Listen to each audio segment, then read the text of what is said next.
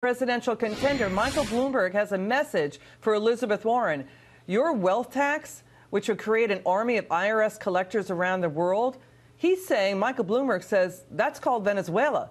Now, the greater Democrat platform is so far shaping up to look as follows: 90% tax rates, wealth taxes, no private insurance plans, government-run health care, open borders, free college tuition, guaranteed jobs, guaranteed income, all guaranteed by the government.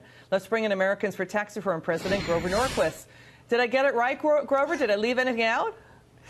They want to shut down energy production and tax gasoline and energy heavily, too. Okay, well, thanks for that update.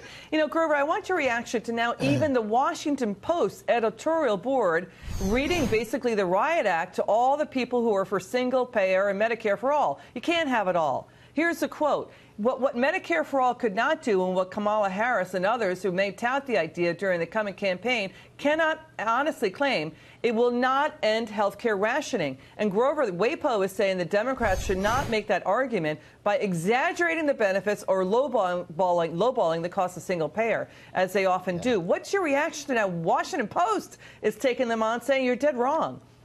No, they're not taking them on. Taking them on would have been having this conversation. Okay, come on, Grover. Wait, but that is pretty tough words.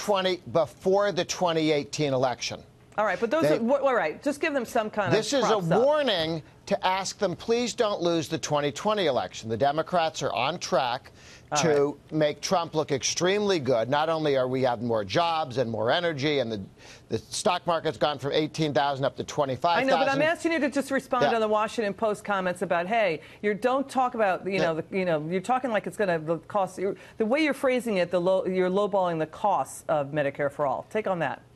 It's true. Okay. I mean, this is maybe $30 trillion, depending on how they plan to do it. Plus, they're going to pay for everybody's college education. Plus, they're going to give jobs to people whether they work or not. This is lunacy.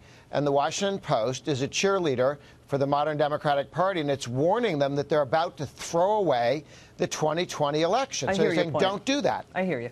Now, Brookings says bigger taxes don't fix income inequality. It only creates bigger government. You know, Grover, here's the point. Government got 3.5 times bigger than it was 5.5 decades ago. And the whole government, for-profit contractor, the nonprofit complex, state and local, it consumes about 40% of GDP today, Grover. Yeah, look, the government's gotten a lot bigger, and it has not solved the problems that it said it was going to solve. Remember, Obamacare was going to drop a family's health insurance costs by $2,500. They went up by more than $3,000. More and more government is not the solution to the problem. We were told that we were at peak oil and you can't have more oil. In a matter of fact, more free markets and allowing people to look for oil and natural gas has brought an energy renaissance to the United States.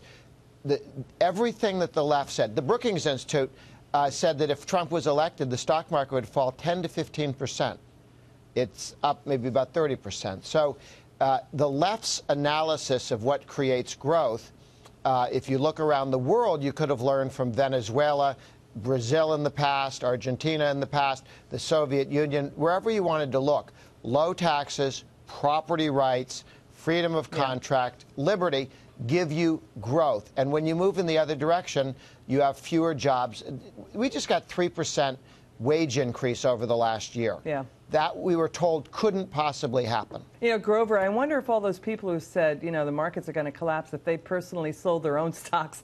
But, it was really interesting, Grover. USA Today, an editorial said, hey, Cortez and Elizabeth Warren, your high 90%, 70% tax rates on the Democrat left, you may not, if you had that, you may not have had a Silicon Valley. What do you make of that argument? Well, it's true. You wouldn't have. Not only do we no longer have a 90 or 70%, when we get rid of the 90% rate because John F. Kennedy said it was hurting the economy, we had strong growth in the 60s. When we got rid of the 70% rate under Reagan, we had strong growth in the 80s. So we learned as we moved away from those high rates, we got stronger growth, more jobs, more wage increase. But not just America. The rest of the world moved away from high rates. Remember the Beatles song, Taxman, a 95% rate. Written by George Harrison. Yeah. Yes, 19 for the government, 1 for you. That's why the Beatles live in America. And everybody who can play tennis in Sweden left Sweden and lived in Monaco or someplace else. These high rates killed innovation, and you don't have in Europe some of the growth that we've had, the unicorns, the billion-dollar companies that get started from scratch. Grover Norquist, great to see you. Thanks for the back and forth there. Appreciate it.